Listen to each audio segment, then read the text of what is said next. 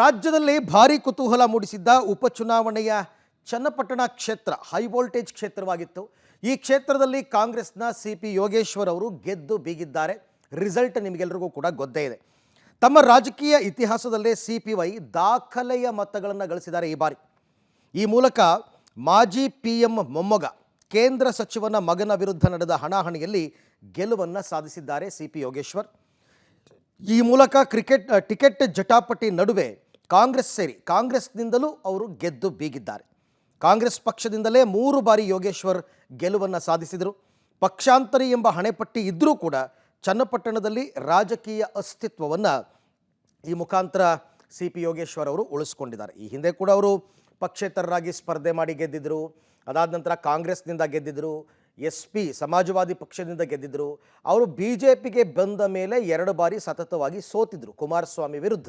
ಈ ಸಾರ್ತಿ ಮತ್ತೆ ಪಕ್ಷಾಂತರವನ್ನು ಮಾಡಿ ಕಾಂಗ್ರೆಸ್ಗೆ ಹೋಗಿ ಅಲ್ಲಿಂದ ಗೆದ್ದಿದ್ದಾರೆ. ಈ ಮುಖಾಂತರ ಮಾಜಿ ಪ್ರಧಾನಿಗಳ ಮೊಮ್ಮಗ ಕೇಂದ್ರ ಸಚಿವರ ಮಗ ನಿಖಿಲ್ ಕುಮಾರಸ್ವಾಮಿ ಅವರನ್ನ ಗೆಲ್ಲುವುದರ ಮುಖಾಂತರ ಕಳೆದ ಬಾರಿ ಬೆಂಗಳೂರು ಗ್ರಾಮಾಂತರ ಕ್ಷೇತ್ರದಲ್ಲಿ ಆಗಿದ್ದಂತಹ ಸೇಡನ್ನು DK ಬ್ರದರ್ಸ್ ತೀರಿಸಿಕೊಂಡಿದ್ದಾರೆ ಅಂತ ಹೇಳ್ಬೋದು. ಸೊ ಯೋಗೇಶ್ವರ್ಗೆ ಚನ್ನಪಟ್ಟಣ ಏನೇನಾಯಿತು ಅಂತಕ್ಕಂಥದ್ದು ಒಂದಷ್ಟು ಪಾಯಿಂಟ್ಸ್ಗಳಿದೆ. ಎಲ್ಲವನ್ನ ಕೂಡ ಈಗ ನಾವು ನೋಡ್ತಾ ಹೋಗೋಣ. ತಮ್ಮ ರಾಜಕೀಯ ಇತಿಹಾಸದಲ್ಲೇ ದಾಖಲೆಯ ಮತವನ್ನು ಪಡೆದಿದ್ದಾರೆ ಸಿಪಿ ಯೋಗೇಶ್ವರ್. ಆದರೆ ಅಲ್ಲಿಗೆ ಮತದಾರರು ಒನ್ ಸೈಡೆಡ್ ಆಗಿದ್ರು ಅಂತಕ್ಕಂಥದ್ದು ಬಹಳ ಸ್ಪಷ್ಟವಾಗಿ ಗೊತ್ತಾಗ್ತಾ ಇದೆ. ನಿನ್ನೆ ನಾವು ಕೌಂಟಿಂಗ್ ನೋಡ್ತಾ ಇದ್ದಾಗ ಮೊದಲ 5 ರೌಂಡು 6 ರೌಂಡು ನಿಖಿಲ್ ಮುನ್ನಡೆ ಬಂದರು. ಬಟ್ ಅದು ಅಲ್ಪ ಮತಗಳು 500,000 ಅಷ್ಟೇ. ಆಮೇಲೆ ತಮ್ಮ ನಂಬರ್ನ ಅವರು ವೃದ್ಧಿಸ್ಕೊಂಡು ಹೋಗಿದ್ದು ನೋಡಿದ್ರೆ ಒನ್ ಸೈಡೆಡ್ ಆಗಿತ್ತು ಅಂತ ಗೊತ್ತಾಗ್ತಾ ಇದೆ.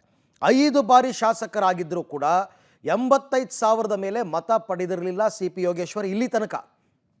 5 ಬಾರಿ ಗೆದ್ದಿದ್ರು ಕೂಡ 85,000 ಮೇಲೆ ಪಡ್ಕೊಂಡಿರಲಿಲ್ಲ. ಈ ಬಾರಿ ಬರೋಬ್ಬರಿ 1 ಲಕ್ಷಕ್ಕೂ ಅಧಿಕ ಮತಗಳನ್ನು ಪಡೆದು ಅವರು ದಾಖಲೆಯನ್ನು ಬರೆದಿದ್ದಾರೆ.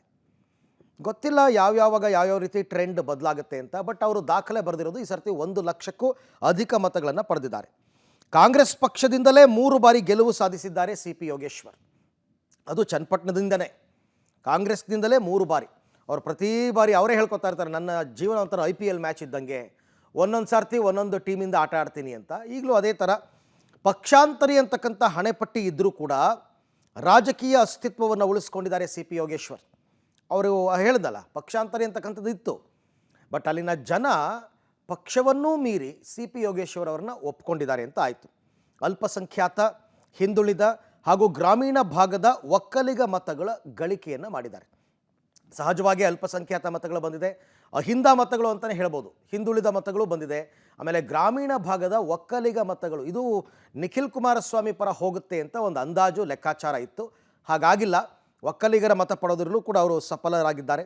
ಪಕ್ಷದ ಜೊತೆಗೆ ವೈಯಕ್ತಿಕ ವರ್ಚಸ್ಸನ್ನು ಗಟ್ಟಿ ಮಾಡಿಕೊಂಡಿದ್ದಾರೆ ಸಿಪಿ ಯೋಗೇಶ್ವರ್. ಇದರ ಮುಖಾಂತರ ಅಂತಕ್ಕಂಥದ್ದು ಬಹಳ ಸ್ಪಷ್ಟವಾಗಿ ಗೊತ್ತಾಗ್ತಾ ಇದೆ.